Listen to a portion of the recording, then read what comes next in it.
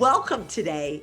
I have somebody on who's a dear friend and also a colleague that I met in one of our communities. And we'll talk about tribes and communities and how important they are for to find your passion to help with your trajectory.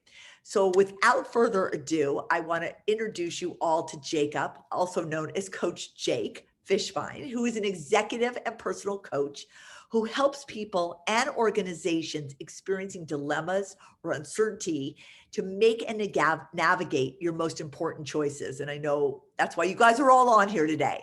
He has also worked with men individually and in groups for over a half a decade to inspire them to trust themselves, to live with authenticity and vulnerability, and step into arena in their personal and professional lives.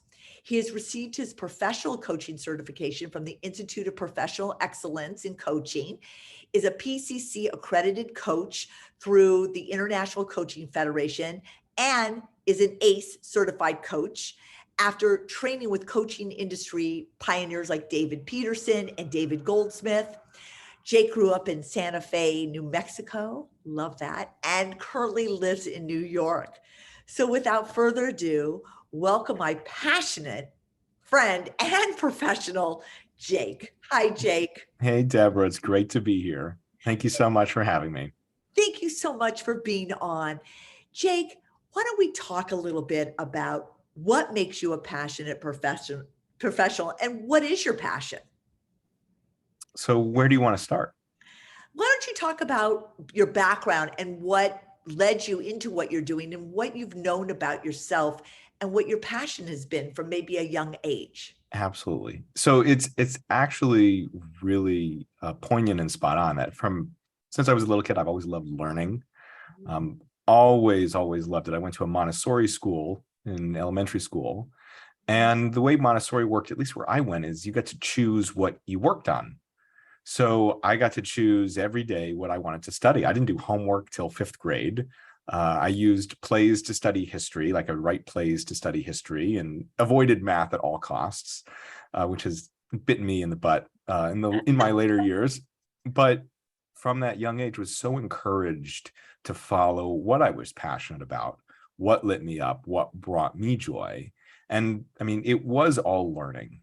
Particularly learning about stories. History captivated me, especially ancient Greek history. And I just dove headlong into that. But at the core, it was all about learning, which fast forward to what I'm doing now, I'm in professional coaching and development.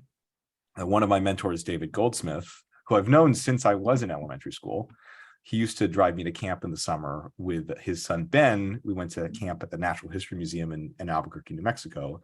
And David was always on the phone for the entire hour drive from Santa Fe to Albuquerque. Fast forward all these years, David was one of the founders of the coaching industry. He was one of the first professional coaches really in the world. And so he's been one of my mentors since I went into coaching. And right before I decided to become a professional coach, David and I sat down. I had asked for some advice, not specifically to talk about coaching, but just to talk. And we ended up talking about coaching for about 3 hours at a hotel in Midtown Manhattan. And he asked me, he said, well, what is coaching all about? And I said, well, it depends if you're a life coach or a business coach or an executive coach. And David said, no, it doesn't. He said, coaching is all about learning. It's about helping people learn effectively and efficiently, helping people learn about themselves, their impact, other people in the world. And that's all that coaching is, whether you're working as someone in their personal life, whether you're working with an executive looking to increase their impact or their leadership capabilities, or working with an organization to help them become more effective, or whatever it is that they're working towards. And so when I heard that coaching is all about learning, really just hit me. I mean, I've been doing that my whole life. And so, of course, I've always been drawn to coaching because it's about helping people learn. That's unbelievable. Okay, I'm just blown away by that story because that is so on point with so many people that I work with. When you're working and coaching, are you finding that aspect in others as well?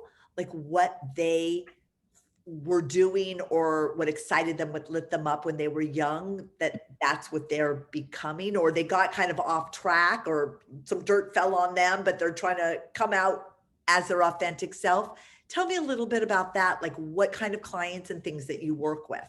Yeah, so it depends. It depends. Some clients aren't interested in that, frankly.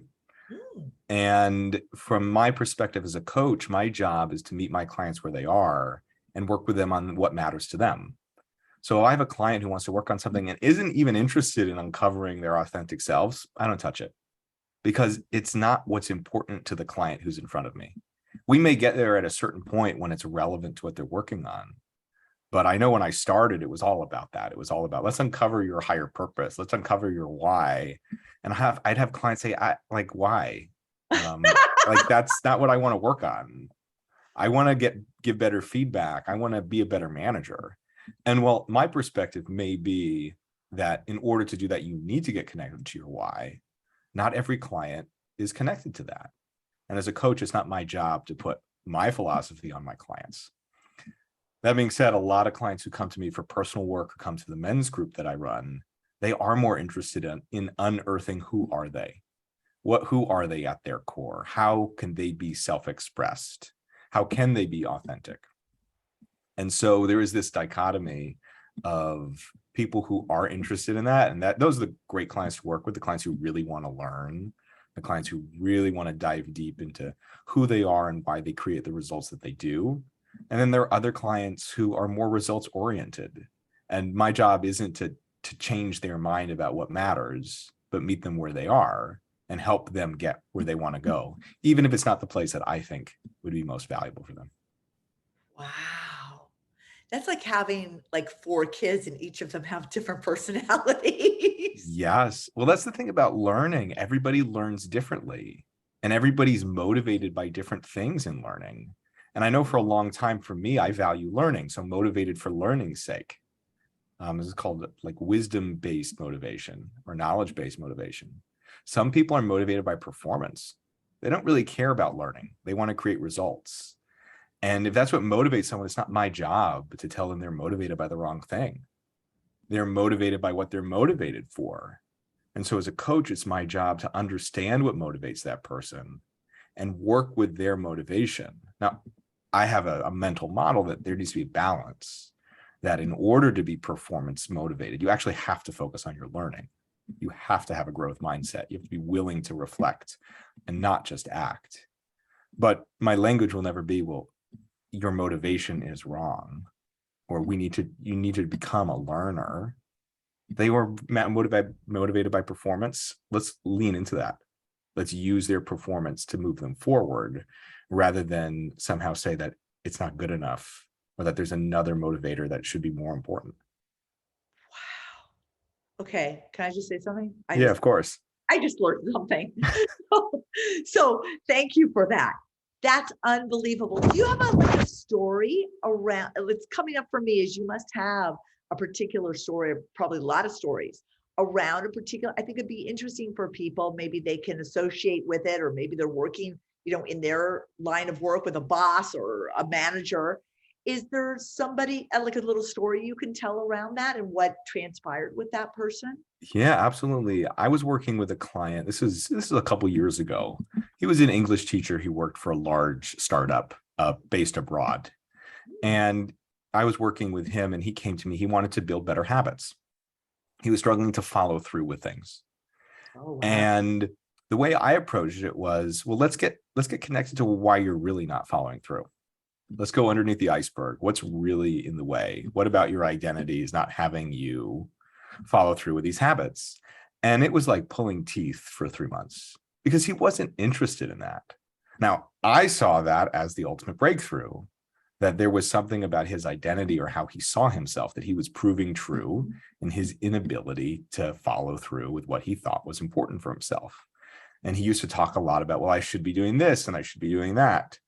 And in the coaching world, there's so much of this mental model that shoulds are bad, that you should all over the place. You want to, that there's this paradigm of should, want, and getting to. And that seeing things as a get to, as an opportunity, is really what opens up a lot of space for growth and development. And so I was trying to work with this client on these things, and he was very skeptical. He's very resistant, and we weren't making any progress. And we ended up finishing up our engagement and not really making it anywhere. And I'm sure it was frustrating for him. It was frustrating for me. I kept asking my mentors, how would you work with this person? I mean, at one point I told him, I said, I just don't think you're committed to your own growth, which I think was true. But I ended up doing a coaching demo with another of one of my mentors, David Peterson, who you mentioned at the beginning, who's the former head of coaching at Google. And I had the opportunity to role play this client. And David coached me as the client that I was role playing. This is after our engagement ended. And the way David coached me gave me the aha in terms of working with clients in this way. Because, I started saying, I want to build my habits. I really feel like I should be doing these things. And David was like, great. If you feel like you should, go for it. He didn't even try to present another way of looking at it. And I appreciated that because I've gotten so wrapped up, and I think a lot of us coaches do, and that there is a way and a mindset to look at the world, and it's better than others. And the bottom line is there's not. That everything is a model and all models are wrong. But some models are useful. And for everybody resonates with a different model. This client should really motivated him. I could have leaned into that. I could have coached him around what really mattered to him. I could have given him some insight and some hints on how he could create some quick wins around his motivation, around his habits. And I've reflected that had I done that, we might have actually gotten to the deeper place of talking about what was really at the core of his identity versus jumping there right away because I could see it. He wasn't there yet. And there is, I know, a tendency in myself that I've worked beyond, which is to go to the core right away. Oh, yeah. Some people aren't ready for the core right away. That doesn't mean that their development can't start. That I have a friend of mine, he likes to say transformation is a trickle. And I really believe that because oftentimes I've seen people go to a workshop or go to a weekend and have an amazing insight, like a life altering.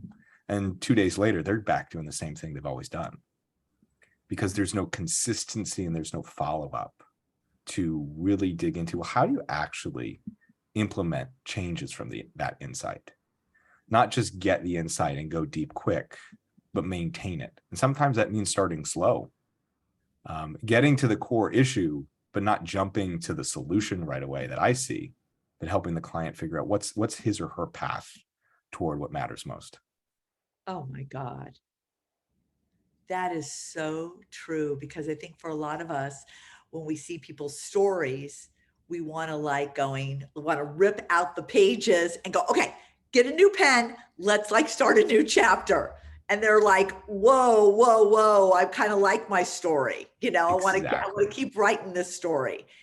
And wow, that is incredible insight. I love that, Jake. Thank you for sharing that.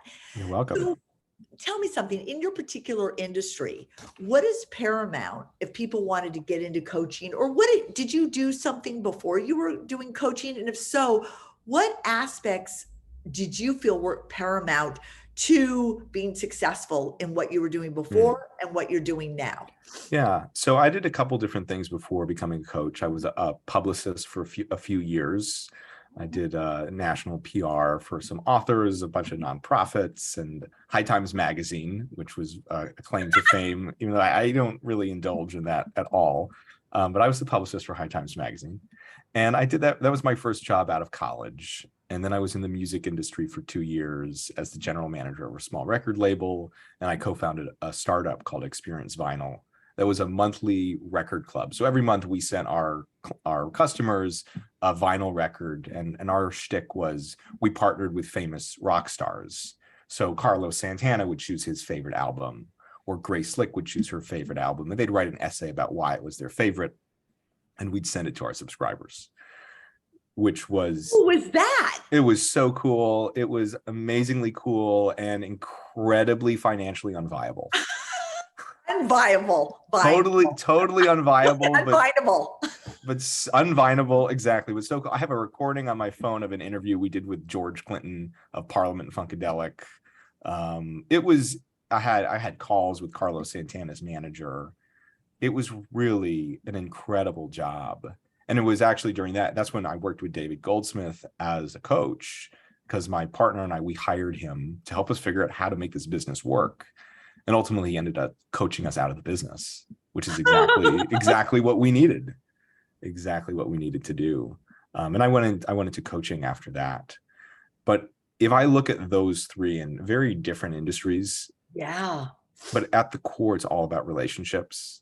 And I think that's what it takes to succeed as a coach, but that's what it takes to succeed in anything, which is to invest in your relationships, whether it's a single conversation you're having with someone or someone you speak to regularly, which is really listen, pay attention, and recognize that the values in relationships is not in your product. It's not in how much time you spend on Zoom or how many emails you send that day. The value, the results, what really drives success is the relationships you build inside of it. I saw it with my boss when I was in PR, this man, John Martyr, who was a master at relationships. And he could talk to everyone from an Upper East Side socialite or the president of Chase Bank to a punk rock and roller. And whoever it was, they felt like they had his attention. And they felt like the most important person at that time. And he was masterful at that. And the same thing in the vinyl business, less so the curators we were working with and more the consultants we worked with. How did we leverage our relationships and choose the right people so that we were able to build our ideal product? And now as a coach, everything I do is relationships. So it's relationships with my clients, relationships with the partners I work with, making sure that people feel understood and seen and listened to, and that they're met in a space where they are. And for me, I'm really driven to create a space where people feel at home, where they feel like they can access their authentic selves, where they can trust themselves, where they can dare greatly and take risks. And I think that starts with that feeling of home. And so for me, that's what's paramount in the work that I do, is creating that experience for everybody that I work with. That's amazing. Do you feel like the clients that you work with, like in the circle or in the arena and all of that, exactly what you just said, they've been able to take that and bring that into their business? And is there any little stories or vignettes around that where somebody's like, oh my God, when I came in here, I didn't know how to connect? Because I don't know about you, but I find a lot of the Gen Zs right now, maybe because of COVID, I'm not really sure, are like, "Ugh, I can't talk to that person. Mm. They're going to think I'm stalking them, or I can't write that email." What would you say to people out there or people that you work with that have that adverseness, if that's not a word, to exactly what you just said? I mean, I just say send the email. Just use that as an example, that it's so easy to get stuck in our heads Yeah. and to go on analysis paralysis and get stuck in a loop or stuck in beat up. And the thing about both of those, about analysis paralysis and beating ourselves up for either doing or not doing something, is it's actually a way of avoiding responsibility of doing anything. And so when I'm analyzing, I'm taking myself off the hook. I think I'm being productive, but I'm not. And when I'm beating myself up for something I did or didn't do, I'm not taking responsibility for my choices. I'm actually just punishing myself and taking myself out of the world and into my head. And so what I would say to people who are in analysis paralysis or beat up, maybe you sent an email and you haven't got a response and you're going through that vulnerability hangover that Brene Brown talks about. The best thing you can do is just go back out and go act again. Go send a follow-up. Go send an email to somebody else. Get out of your head and into the world. The world happens out here. It doesn't happen in our heads. And so it's so important to get back into action as quickly as possible. That a lot of my work is based on this action and reflection cycle, where learning and growth is a cycle made up of action, reflection, and sharing. And so in order to learn, you have to act, you have to reflect, and you have to share. Most people forget the sharing altogether. And most people either too far to the side of reflection, which is that analysis paralysis, the beat up, or action, which is just acting without any forethought about what they're doing. And the opportunity is, how do you find that middle ground where you're reflecting and acting at the same level, and you're sharing your learnings with a group of people or with a coach or with an individual, so you're really able to pinpoint them. And so the opportunity is to go through that cycle quickly. You have to put in many reps So if you send an email and you don't get a response, send another email. Get back in what I call the arena, get back on the field, and push through those thoughts or those stories that you're making up in your head, because they're just made up. They're there to protect you. And I think a lot of people, I myself included, as we've gone back into a working world outside of quarantine, outside of this COVID world, that it is more challenging to reach out to people, which means it's much more important to do it without as much forethought. Get to action versus being stuck in reflection. Oh my God, that is brilliant. I love that, Jake. God, I'm learning so much today. I really appreciate that. And the last question, Jake, is what are your values, or what do you see are the most important values that one shall work from, knowing their values, like where they can work from that? And what are yours? Can you, I get the second part about what my values are. Can you rephrase that? I just want to know exactly what you're asking for. Like, do you ask people what are their values and how they can work from that? Like when I work with clients, and what we're talking about is we excavate who you are to find out your values, because those are the values that you bring into a workplace today. And to know those, you got to know those to bring them in. You know what I mean? So first off, like you said, what are your values? And then what do you think are the most important values, perhaps you've seen in others that work in certain careers, for instance? Well, that's a good question. So for my values, I really value learning, integrity, and relationships across the board. I think it always to be in a growth mindset, a learning mindset, a beginner's mindset, a willingness to be wrong. There's a famous quote from a book of miracles, which actually someone in our men's group referred to years ago. She's like, are you committed to being right, or are you committed to being happy? And I look at our world, and there's way too many of us committed to being right. Every corner of our world is just this commitment to being right, and it does get in the way of happiness. And I think that's actually an indication of a fixed mindset, is the commitment to being right. And so for me, learning is that openness to being wrong, and the openness to learn from anybody who I'm in front of. And I know for me, oftentimes, if I'm in an uncomfortable conversation, I'll ask, well, what's my learning opportunity here?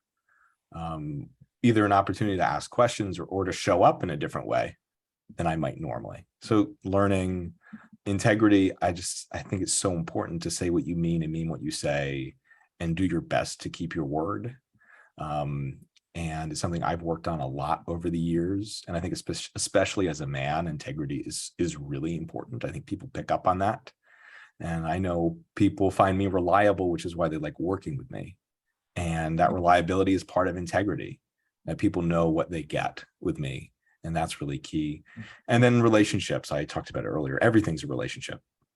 And, some people might say family or friends in that third bucket. I say relationships because it's all of it.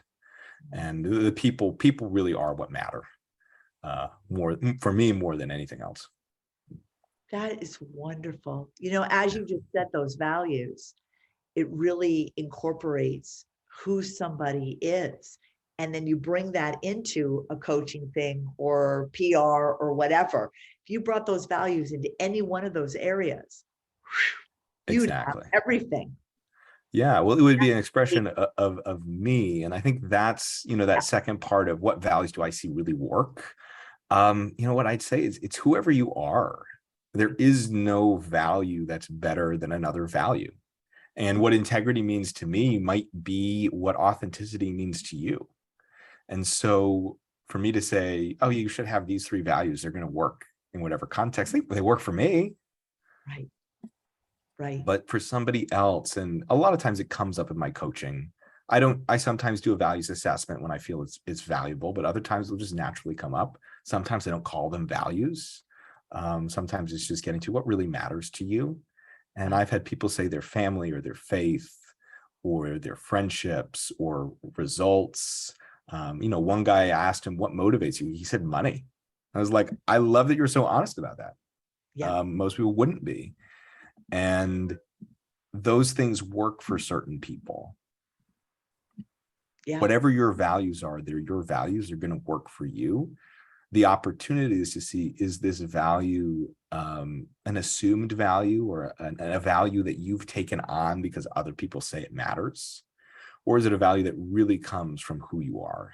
Because if you've taken it on because your parents or your friends or society says it matters, it's not going to be as powerful or authentic as something that's truly coming from who you are at your essence.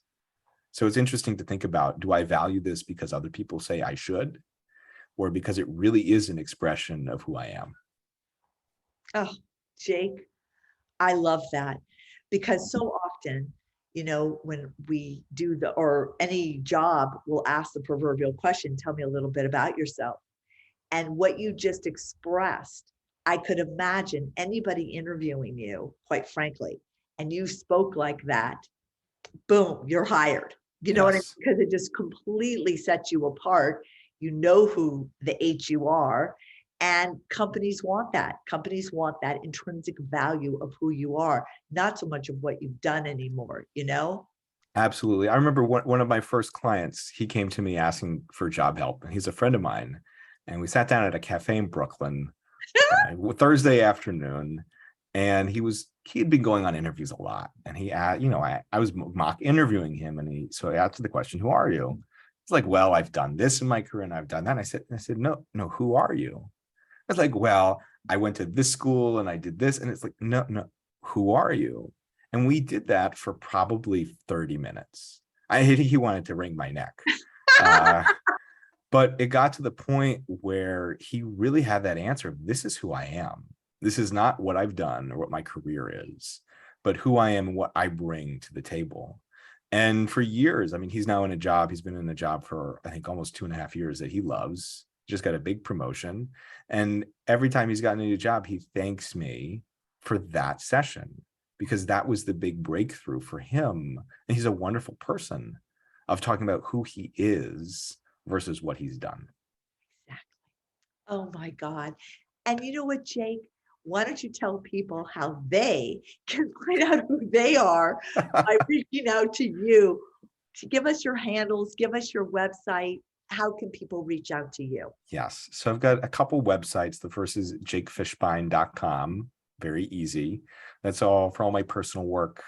You can also find me at thearenaseries.com, and that is the site where is devoted to the men's group that I run. We also run men's leadership weekends. We're going to be doing one sometime in 2023 in New York City, which will be really a 2-day program to really unlock, who you are and how do you become a man in the arena in every aspect of your life. You can also find me at the Coach Jake on Instagram. Though be warned, I never post. You can message me there, but I'm not really a social media person. And you can reach me at jakefishbein.com. Oh, Jake, I want to thank you so much for sharing who you are, your wisdom, and being the passionate professional you are to help others find their passion and get into what they want to do in life. And like you said, not be right, but be happy, because that's what it's all about, right? All about that. Thank you, Deborah. It's been a pleasure, as it always is, to spend time with you. Absolutely, Jake. Have a wonderful day, and thank you so much. You too. Thank you. Take care. Bye. Bye.